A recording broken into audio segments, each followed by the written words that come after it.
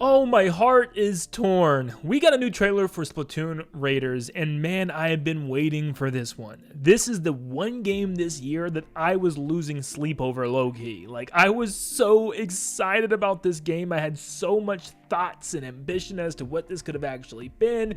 But let me kind of give you a background as to what's been going on with this game in my head. Since Splatoon 1, there's been one thing I've been asking for from Nintendo, is to make a more ambitious single-player campaign. I love the campaigns of all three games, and even Octo Expansion is probably still my favorite one yet, but I wanted them to expand on this a lot more, because all of these missions just feel like floating obstacle courses in the sky.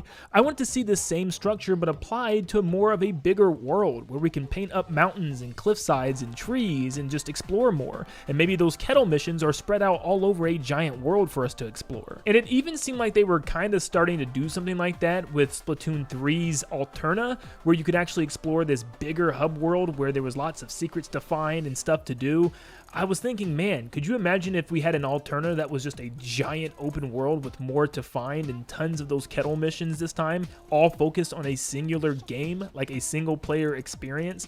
Oh, that would be so good. But I was always told that it would never happen because Splatoon is more about its multiplayer, with single player being on the back burner. And that if we were ever to get something like that, it would have to be its own spin-off game where it's primarily focused on single player. So it was always a dream of mine, just in the background. I thought, man, this would be literally a dream come true if this ever happened, but I'm definitely not expecting it. Until last year, Nintendo randomly decided to announce a brand new Splatoon game. This game was being labeled as a single-player spin-off, and when I hear single-player, only one thing came to mind, was the hero mode. Finally, my dream come true. The game that I wanted for so long is finally happening!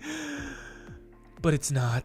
Splatoon Raiders doesn't seem to be based off of hero mode whatsoever. There's no platforming, there's no levels to complete or anything like that.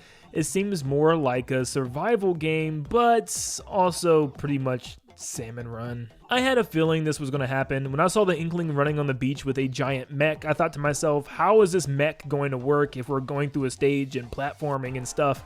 So I knew it had to be something else, but I was really hoping it wasn't just salmon run. And look, I'll admit, there's people out there that are going to absolutely love this thing. There's people that love just fighting hordes of enemies and love salmon run.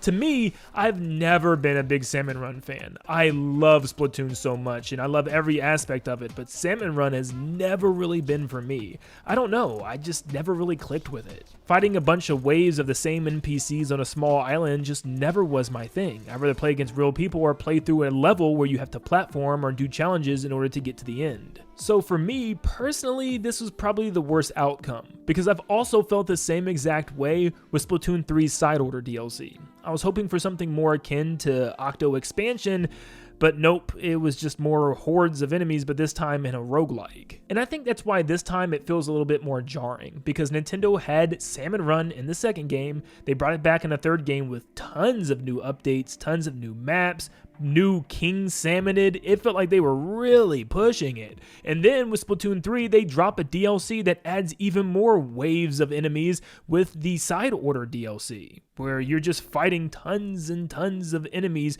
on the same floors and the same type of enemies over and over again. I just feel like this whole thing has been done to death, and I never expected them to take an entire game and base it off of both Salmon Run and Side Order after already doing it so much. So you can imagine the disappointment I felt when I woke up this morning and saw, yet again, more Salmon Run. Yep, this is an entire game pretty much about Salmon Run and Side Order kind of put together. It has similar hit markers to Side Order and even certain Salmonid that looks like they pull directly from the same exact enemies we've seen in Side Order. In fact, after scanning the trailer over, it looks like most of the enemies are ones we've already seen, just kind of reused assets. They look slightly different with their new design, but they all behave very similarly to enemies we've seen in both Side Order and the Salmonid of Salmon Run. Now, I will be honest, for Salmon Run fans, I feel like this is pretty cool. There's a lot of stuff here, and even for me, I feel like I will enjoy some of this. It does look like they might be trying to approach a more open world or open island style.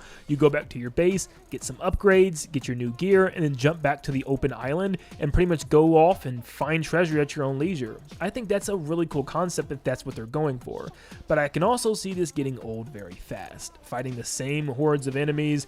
I just really hope that there's some pretty deep story and some new lore for the Salmonid. I think that's the thing I'm more interested in the most, is the lore behind this. Are we at the Salmonid home base? Why are we fighting Salmonid again? I'm hoping this actually has a lot more lore than something like Side Order did, because I can also see this being like the ending of the Salmonid arc, because it's like the last thing that they haven't closed for the trilogy of Splatoon games we have so far. Like, we have no clue what's going on with the Salmonid after we defeated Mr. Grizz and stuff, who's made us kind of hunt these guys down this whole time. So I guess that could be pretty cool if it is just like the end of the Salmonid, and then hopefully in Splatoon 4 we don't have to fight Salmonid no more. I'm sick of these things. But of course, this was my fault for assuming that Nintendo was going to do something that I really wanted them to do.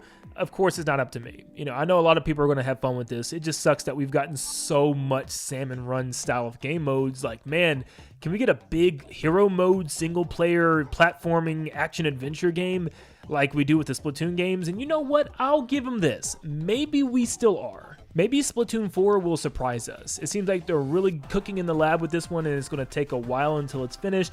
So maybe it actually does have a full-fledged, super cool action-adventure single-player mode with bigger, more expansive worlds and bigger, more expansive missions.